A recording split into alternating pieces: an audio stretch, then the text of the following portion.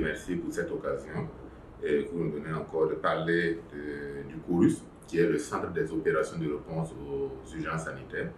C'est une direction technique de l'Institut national de santé publique qui a été lancée sur les fonds baptismaux en décembre 2018.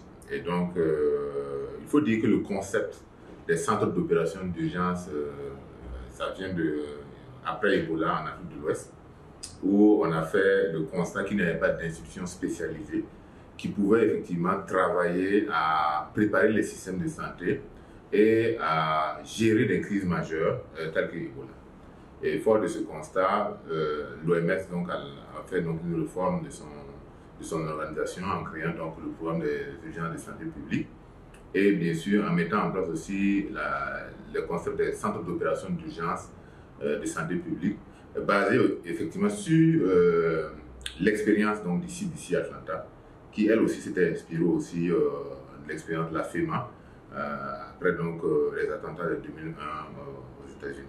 Et donc ce sont des institutions qui sont basées sur une organisation qui est éprouvée et pour préparer l'ensemble des systèmes de santé à mieux se préparer et à faire face aux épidémies, aux crises sanitaires, aux urgences de santé publique telles que nous les avons connues depuis quelques années. Au niveau du COURUS, actuellement, nous avons 17 personnes permanentes. Nous fonctionnons selon deux modes.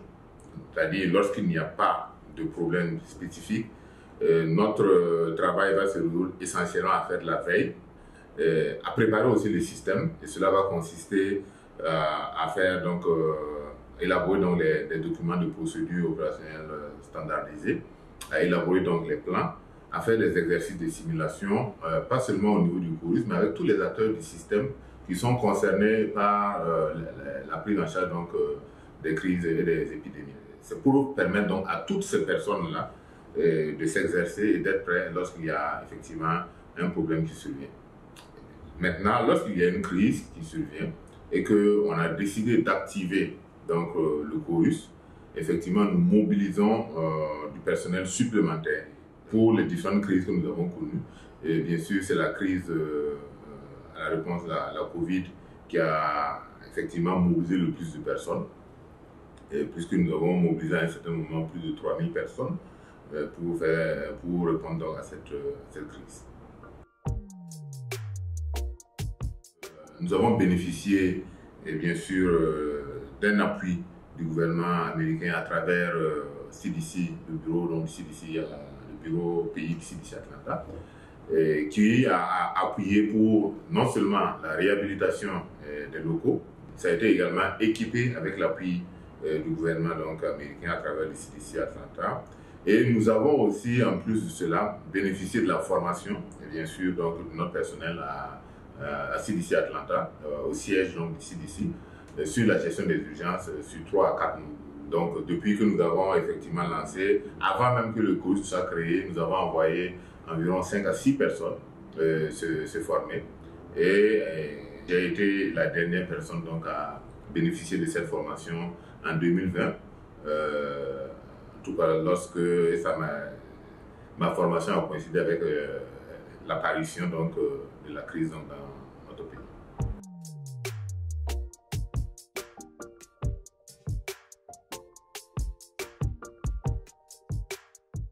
Il faut dire que c'était vraiment une expérience vraiment très intéressante et enrichissante. Nous avons effectivement pu bénéficier, en tout cas, d'une formation de très haute qualité et surtout de partage d'expérience avec d'autres pays, parce que nous avions plusieurs continents qui étaient représentés. Il y avait environ 12 participants au cours de cette formation et plusieurs nationalités de plusieurs continents. Nous suivions également l'actualité de loin la réponse dans notre pays, notamment la préparation, mais également lorsque les premiers cas sont survenus au niveau du Burkina Faso, c'était le 9 mars, et la réponse apportée par mon pays effectivement. À un certain moment, au cours d'échanges, j'ai posé certaines de mes préoccupations et j'ai ouvert mon cœur à l'ancienne directrice pays du CDC, à qui j'ai dit que je ne me sentais pas très à l'aise de voir que, en tant que directeur du chorus et de voir qu'il y avait des difficultés effectivement dans mon pays par rapport donc à la réponse à la Covid. Et je voulais, en tout cas, si j'avais une occasion, une opportunité, je voulais effectivement participer également, parce que quand même, je suis parti pour une formation sur la gestion des urgences, mais il y a une urgence actuellement qui est dans mon pays. Si je peux y contribuer déjà, cela donc serait une bonne chose. Elle a dit, elle a pris bonne note. Et puis, je pense 2 semaines plus tard, elle m'a appelé, elle m'a demandé, bon, est-ce que je maintiens toujours cette décision? J'ai dit oui, je maintiens ma décision. Et immédiatement, elle m'a dit, bon, de me préparer, il était environ 10 heures. Elle m'a dit de me préparer parce qu'il y aura encore un quart qu'elle est venue chercher à 14 heures. On avait une pause, les formateurs ont fait une annonce, bon, tout le monde, on doit se connecter. Ok, et ils ont annoncé, bon, Dr Bikaba, il doit rentrer dans son pays. Voilà, son pays a besoin de lui. Et donc, c'est comme ça que c'est parti. J'ai dit au revoir à mes collègues. Je n'avais pas prévu que ça se termine rapidement comme ça. Mais bon, en tout cas, on s'est dit au revoir. Et donc, de Atlanta, Washington, j'ai pris un vol régulier. Et à partir de là, j'étais en communication permanente parce que je devais rentrer avec un agent de liaison au niveau de l'aéroport de Washington parce que le type d'avion que je devais prendre, c'était un avion spécial qui avait été affrété donc par le gouvernement américain pour donc rapatrier également un certain nombre de citoyens américains donc aux États-Unis. Nous avons bénéficié donc de ce rapatriement à partir d'un avion spécial militaire, je pense, et c'était une expérience unique. Et nous sommes arrivés pendant que, bien sûr, les frontières étaient fermées. C'était aussi, quand je suis arrivé, certains se demandaient, mais comment j'ai fait pour entrer, oui. Et donc, c'est comme ça que, immédiatement, le lendemain, nous sommes venus nous mettre à la disposition au niveau du chorus.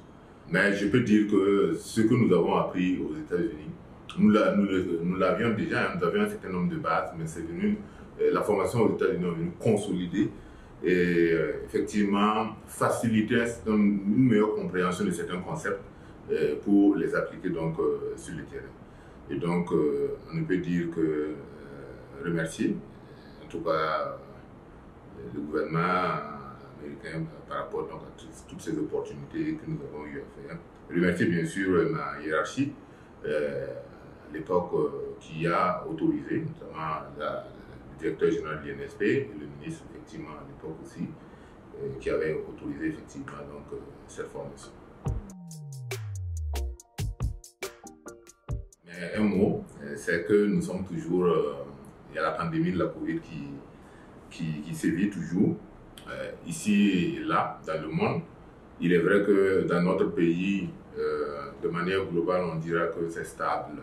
Parce que quand effectivement les gens voient les cas par jour, il n'y en a pas beaucoup de cas. C'est vrai.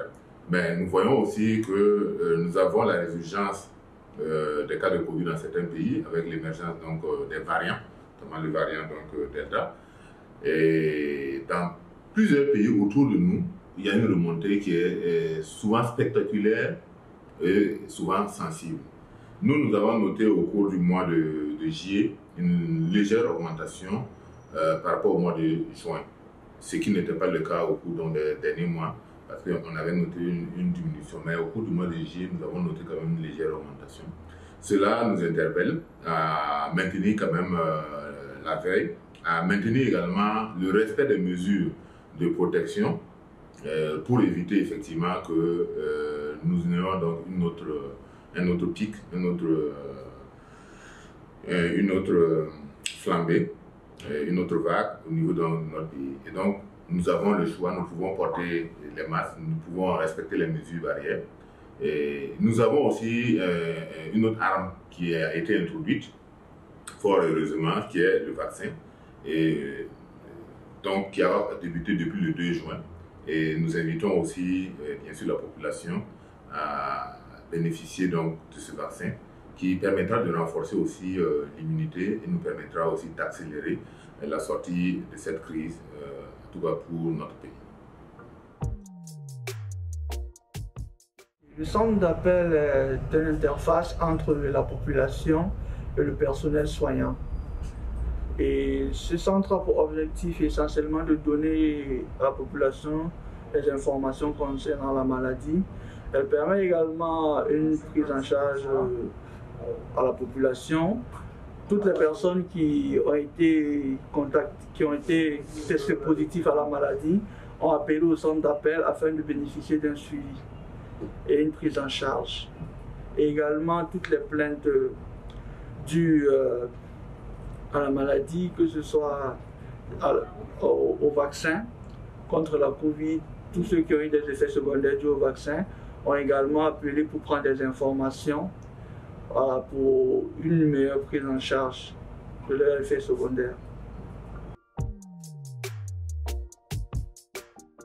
Je dirais à la population que le 3535 est une équipe mise à leur disposition 24 heures sur 24, 7 jours sur 7, afin d'obtenir toutes les informations concernant la maladie, concernant les vaccins, et surtout de ne pas hésiter à appeler, quelles que soient les difficultés, si c'est pour obtenir des résultats ou pour obtenir toute autre information relative à la maladie. Voilà, c'est essentiellement ce message que j'aimerais passer à la population.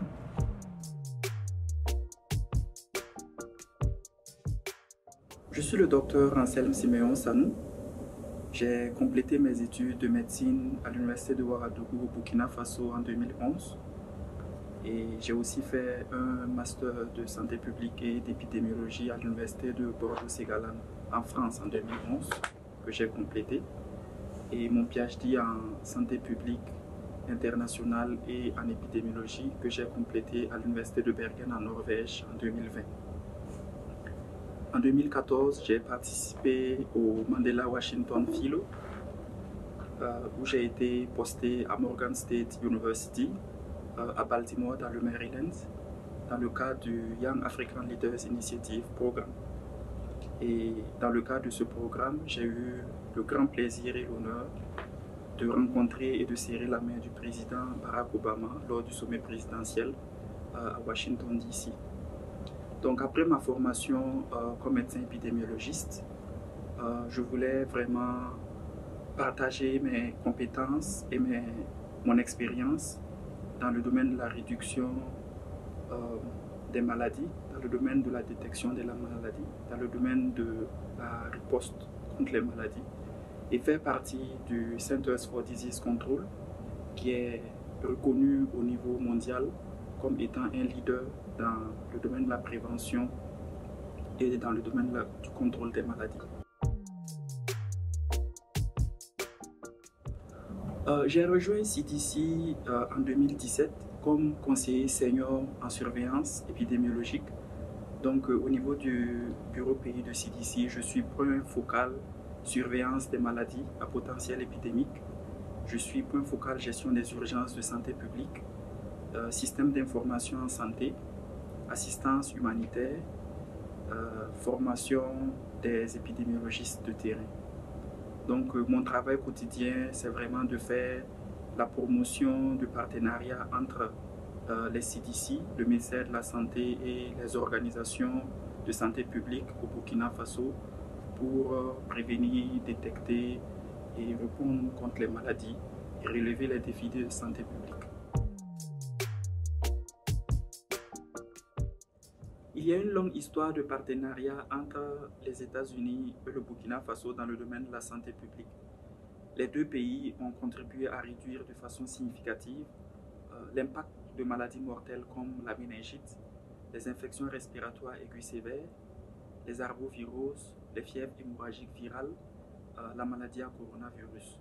Ce sont là quelques exemples de partenariat entre les autorités de santé publique du Burkina Faso et leur homologue américain de CDC pour améliorer la santé et le bien-être des personnes vivant au Burkina Faso et sauver des vies.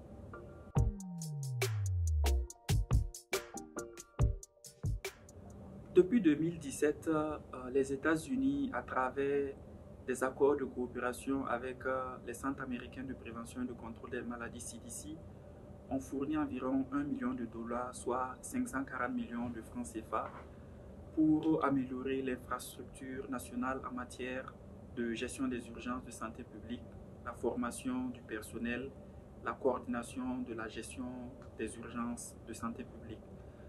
Des experts de CDC et des partenaires de mise en œuvre ont fourni une assistance technique et un soutien logistique pour la réhabilitation des locaux du Chorus, l'équipement, la formation du personnel. Au cours des dernières années, il y a 6 Burkinabés venant du ministère de la Santé qui ont été formés à Atlanta, aux États-Unis, sur la gestion des urgences de santé publique pour une formation intensive, y compris l'actuel directeur du Chorus. Le projet Chorus est un exemple de diplomatie américaine au Burkina Faso, qui est un partenariat réussi. En travaillant de façon collaborative, nous pouvons relever les défis de santé publique et améliorer la vie des Burkinabés.